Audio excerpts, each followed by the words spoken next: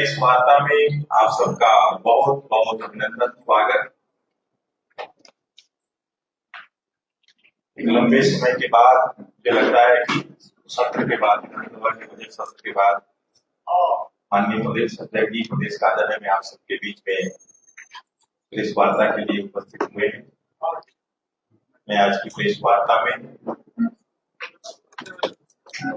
मंच पर विराजमान हमारे माननीय प्रदेश अध्यक्ष, इस राज्य के प्रथम मुख्यमंत्री और वर्तमान में विधानसभा में नेता प्रतिपक्ष श्रीमान बाबूलाल मरांडी जी का स्वागत करता हूं, अभिनंदन करता हूं। उनकी बाईं ओर हमारे प्रदेश के प्रवक्ता श्री अजय शाह जी उपस्थित हैं, मैं उनका भी स्वागत करता हूं।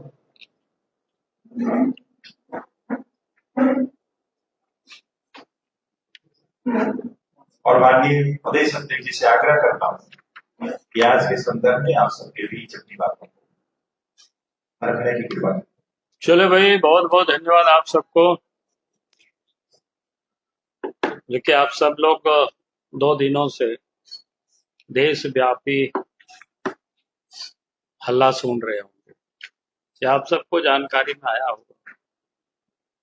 जब से 15 अप्रैल को नेशनल हेराल्ड के मामला में ईडी ने चार्जशीट दाखिल किया, और उस समय से कांग्रेस पार्टी बिल्कुल बिलबिला रही है, और कांग्रेस पार्टी कहती है देश भर में आंदोलन करेंगे, धरना करेंगे, प्रदर्शन करेंगे। भाई, लोकतंत्र में उनको अधिकार है, आंदोलन करे, धरना करे, प्रदर्शन करे, लेकिन उनको लूटने का उनको कोई अधिकार नहीं दिया गया। क्योंकि जिस प्रकार से मामला को समझना ये जरूरी है।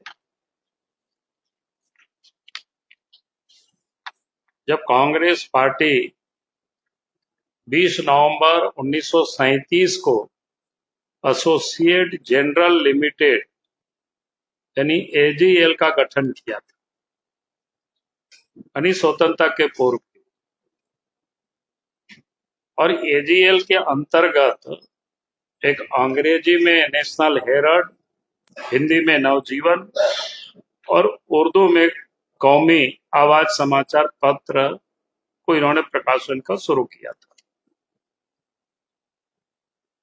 और एजीएल के जो मालिकाना हक कोई उस समय नेहरू का नहीं थे, पंडित जवाहरलाल नेहरू नहीं थे, बल्कि उस समय के 5000 स्वतंत्रता सेनानी उसके शेयर होल्डर थे, जो अखबार का जो प्रकाशन कर रहे थे।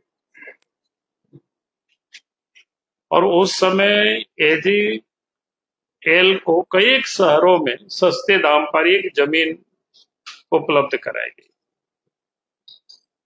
जो कि बिजनेस का नहीं था, ये काम करना था, यानी उस पर्पस के लिए जमीन उसको उपलब्ध कराई गई। 1956 में एजीएल को गैर व्यवसायिक कंपनी के तौर पर स्थापित किया गया था, जो कंपनी बनी यानी 1956 में। और कंपनी एक्ट की धारा 25 से मुक्त कर दिया गया, नहीं, कंपनी धीरे धीरे घाटे में चली गई। साल 2008 में एजीएल पर 90 करोड़ से ज्यादा का कर्ज बढ़ गया। एजीएल ने फैसला किया कि अब समाचार पत्रों का प्रकाशन नहीं किया जाएगा, अखबारों का प्रकाशन उसको बंद किया गया, इस प्रकार की। और प्रॉपर्टी के बिजनेस में कंपनी उतर जाती है। और फिर 2010 में सोनिया राहुल की एंट्री होती है उसमें से।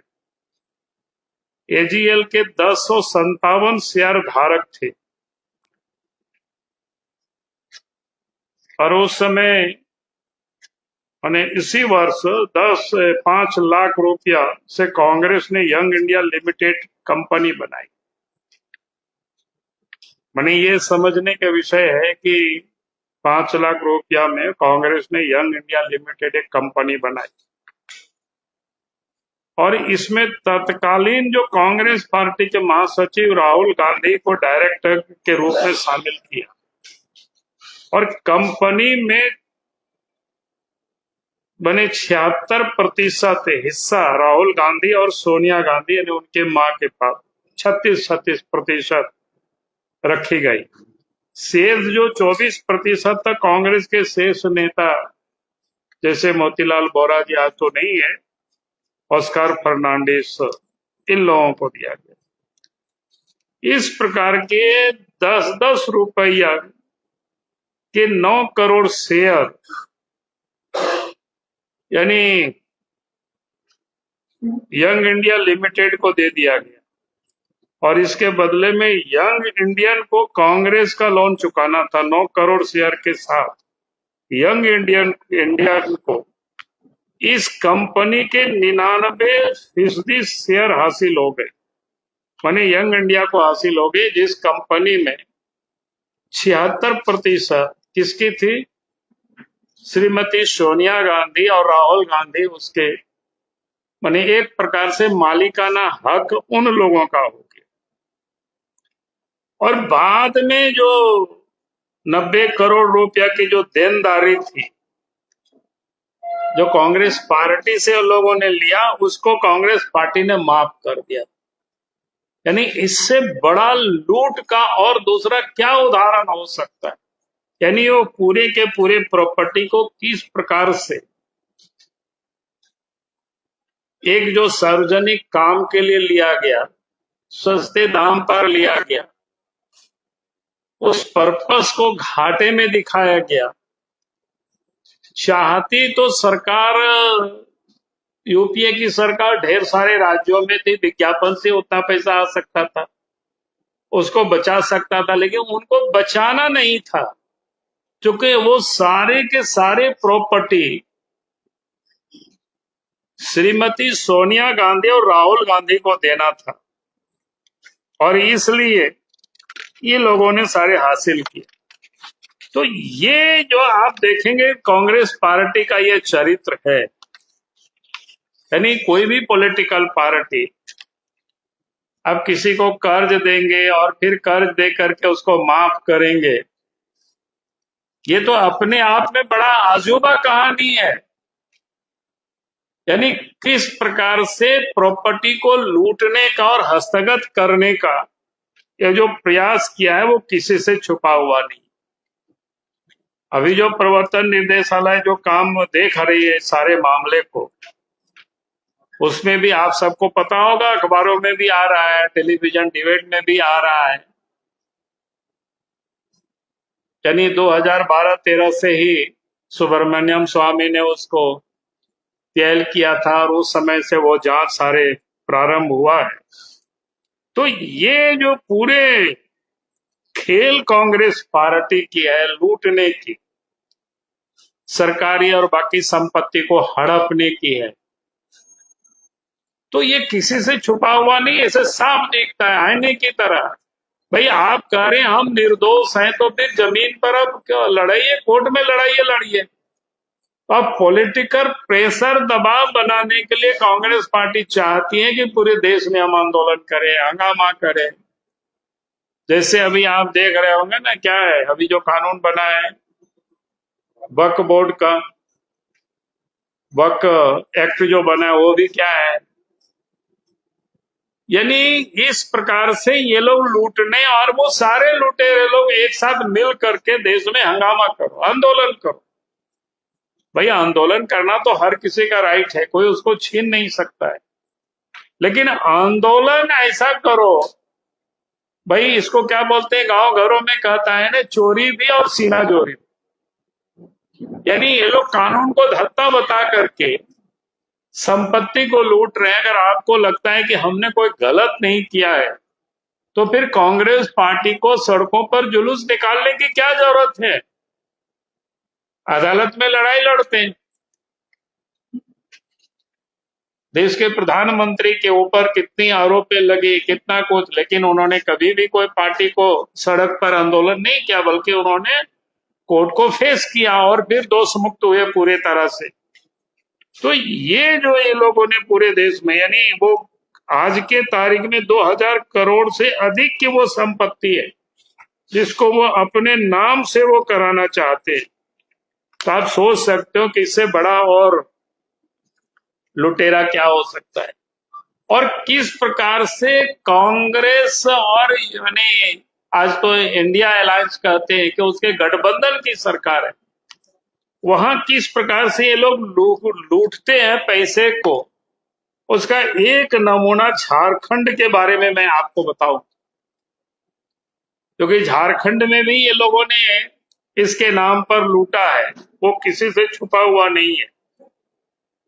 मैंने ये कह सकते हैं नेशनल हेराल्ड जो विज्ञापन स्कैम है वो अपने आप में और देश भर में कितना लूटा होगा इसकी, आप तो जांच का विषय है। ईडी जब जांच करेगी, सीबीआई जांच करेगी, तो ये सारे पता चलेगा। आप लोगों से भी मैं कहूंगा कि आप लोगों को भी उसको जरूर जांच करना चाहिए, क्योंकि मामला झारखंड की जनता की गाढ़ी कमाई का पैसा है और उसको ये लोगों ने लूटा है किस प्रकार से। उसमें से एक उदाहरण आपको बता रहे हैं। एक इवेंट था 9 अगस्त क्या बोलते हैं 2024 को, उसके लिए नेशनल हेराल्ड में जो विज्ञापन कब छपा है 11 अगस्त को 2024 को, यानी 9 अगस्त को इवेंट हो गया, कार्यक्रम हो गया, झारखंड सरकार ने विज्ञापन दिया उसके बाद। और इस अरे कार्यक्रम क्या था आप लोग खोज लीजिएगा ना, सब काम हम ही करेंगे तो आप लोग क्या करोगे, आप लोग पत्रकारिता करते हो, इसमें मैं खोजो उसमें से। और 11 अगस्त को उसमें अखबार में छपता है, मैंने सब कुछ कार्यक्रम हो गया था और उसके बाद कार्यक्रम में छपता है उस अखबार में। फिर उसी प्रकार से 19 तारीख को 19 जनवरी 2024 को एक इवेंट था और 21 जनवरी 2024 को छप रहा है। इवेंट हो चुका है और विज्ञापन उसके बाद में छपाया जा रहा है। ये है झारखंड की सूचना प्रसारण मंत्रालय और कांग्रेस पार्टी के लूट की कहानी में। तो दो खाली उदाहरण आप सब लोगों के पास दिया।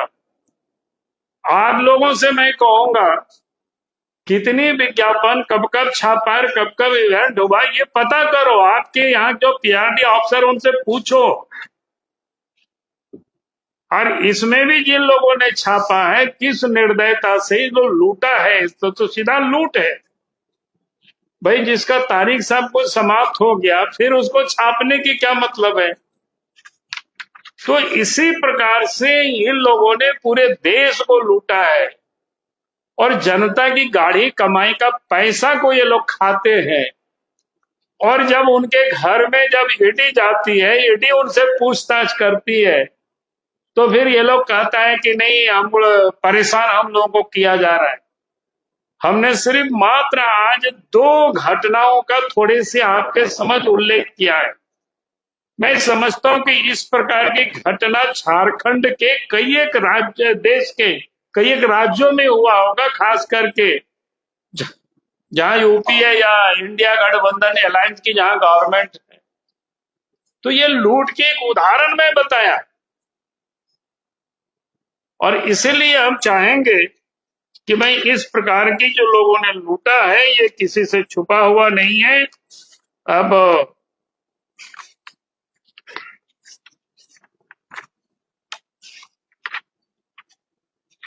ये सारे विषय था, तो मुझे लगा कि आप सबके सामने झारखंड में भी इस विषय का थोड़ा सा आप सबके सामने थोड़ा रहस्य खोले। बाकी काम देखते हैं आप लोग और कितना करते हैं। आप लोग नहीं करेंगे तो हमको तो करना ही पड़ेगा। फिर अखबार को लेकर के आना होगा तो वो लेकर के आ जाएंगे, जरूरत पड़ेगी। चले आज अगर वक्फ बोर्ड के मामले से ध्यान भटकाने के लिए राहुल गांधी और सोनिया गांधी का ख्याल, अरे यार इसका तो बेतुका मामला है। वक्फ बोर्ड से हमें हटाने की उसमें क्या है? वक्फ बोर्ड तो कानून बन चुका, उसमें हमको हटाना क्या है? अरे भटकाना क्या है? कानून बन चुका है उसमें, तो उसमें किसको क्या भटकाना है? उसमें लोकसभा से, राज्यसभा से 1, 2, 3 बजे भोर को कानून पारित हुआ, वोटिंग हुआ, 12-13 घंटा बहस होने के बाद, और इसके बाद देश के महामहिम राष्ट्रपति ने उस पर हस्ताक्षर कर दिया, कानून बन गया। अब इसके भटकाना की क्या मतलब है? कांग्रेस कानून की तरह इसका इस्तेमाल करके परेशान करके अरे मैं कह रहा हूं ना कि उनको लगता है कि उनको अदालत पर तो भरोसा होनी चाहिए, तो अदालत जाए, अदालत में सारी बातों को रखे। सर यहाँ पे तो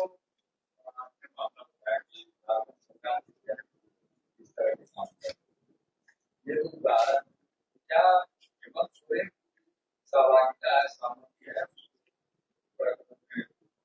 इसीलिए बोल रहे हैं ना कि हेमंत सोरेन को भी जांच करनी चाहिए, देखेंगे पता चलेगा ना।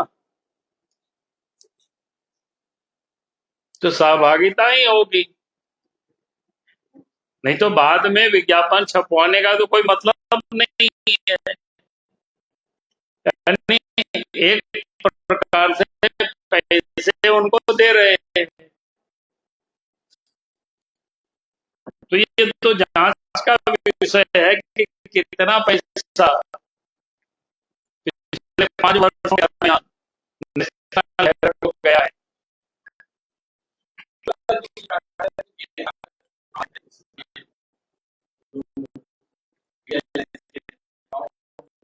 अरे भैया चुनाव तो पुलिस चला रहा है। नहीं, मैं वही बात कर रहा हूं ना, चुनाव होगा, इसलिए तो बीजेपी के पैसा चुनाव होना चाहिए।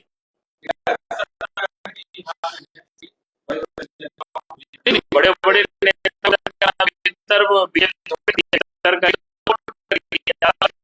कानून करते, इसमें हमारा कोर्ट किसी का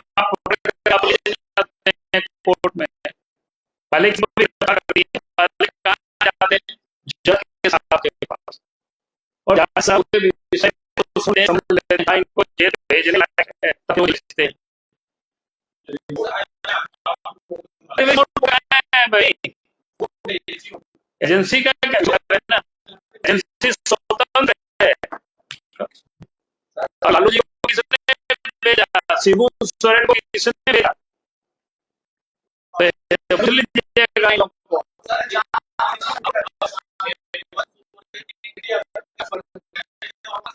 अरे वो तो पता ही है,